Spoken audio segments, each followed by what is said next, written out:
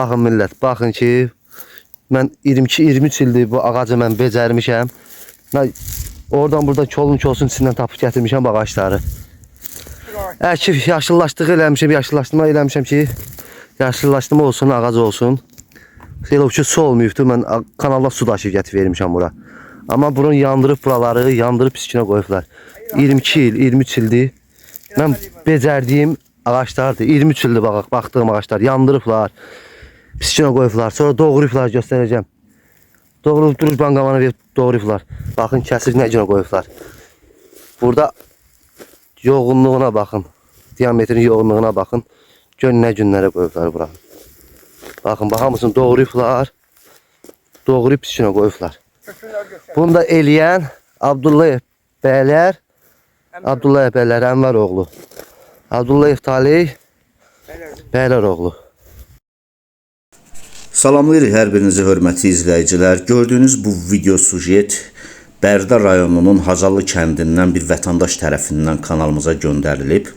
Buradakı mənzərə həqiqətən ürək ağrıdıcı bir mənzərədir.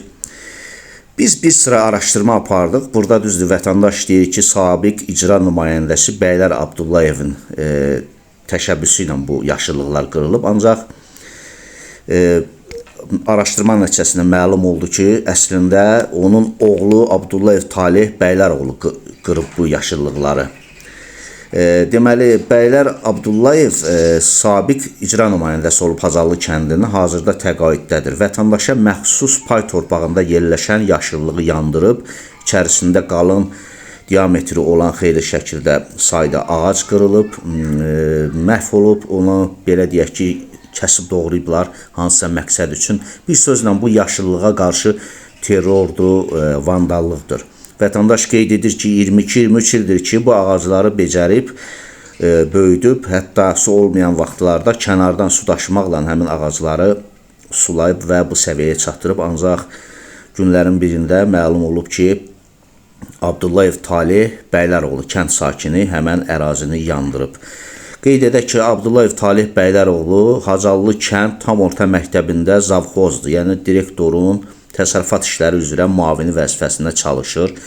Görəsən, bu şəxs əgər təbiətə qarşı bu cür münasibət bəsləyirsə, o məktəb hazırda işlədiyi, yəni təsərrüfat işləri üzrə müavin işlədiyi məktəbə nə xeyri dəyə bilər? Əlbəttə ki, bu qəbul olunan bir fakt deyil.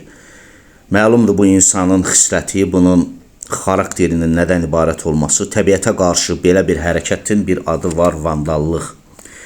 Yadıma bir epizod düşdü. Vaxtilə Azərbaycanın belə deyək gözəl yerləri Qarabağ işğal olunanda Ermənistan tərəfindən orada kütləvi şəkildə bizim meşəlikləri yandırırdılar, təbiətimizə ziyan vururdular, kütləvi yanğınlar törədirdi ermənilər.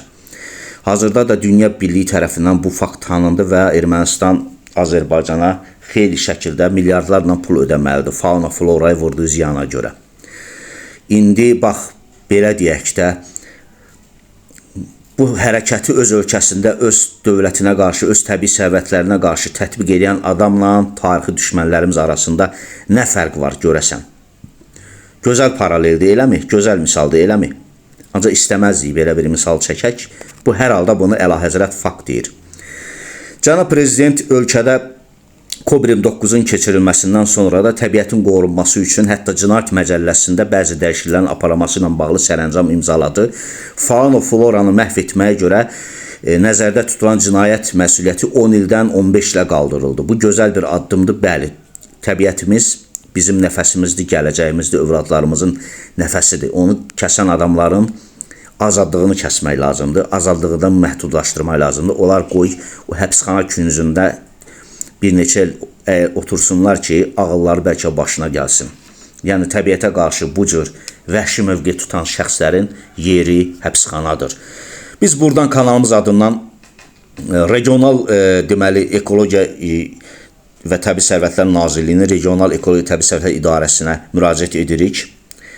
Bərdə rayon polis şöbəsinə müraciət edirik, Bərdə rayon icra hakimiyyətinə müraciət edirik və digər bu qurumlarla bağlı məşğul olan əlaqədar qurumlara müraciət edirik ki, təcili şəkildə bu fakt araşdırılsın, təbiətə bu ziyanı vuran şəxslər layiqli cəzasını alsın, əgər qanunda nəzərdə tutulubsa, onlara cinayət məsuliyyətinə cəlb olunsun.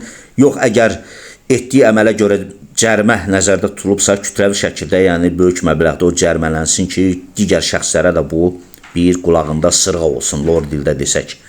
İnanırıq ki, əlaqədar qurumlar tezliklə bu məsələnin qarşısını alacaqlar və hazırda ölkəmizdə bu proses aktual bir prosesdir. Yəni, yaşıllıqlara qarşı, bu hərəkəti edənlərə qarşı dövlətimiz barışmaz mövqedən çıxış edir və bu, hamımız tərəfindən təqdirə layiq hal kimi qəbul olunur. Yayımı bəyənin, paylaşın, kanalımıza abunə olun. Sizlərin də qarşınıza belə faktlar çıxırsa, çəkib məmnuniyyətlə bizim kanalımıza ata bilərsiniz. Həmişəki kimi bu videoda adı çəkilən şəxslərin, qarşı tərəfin, yəni bütün maraqlı tərəflərin fikirlərini dərc etməyə, səsləndirməyə, ictimailəşdirməyə hazırıq. Buyursun, qarşı tərəfdə öz iddiaları varsa, onları bizlərə göndərsin. Hələ ki, yayımı saxlayırıq, araşdırmalarımız davam edir, mövzu diqqətimizdədir. Sağ olun, sağlıqla qalın.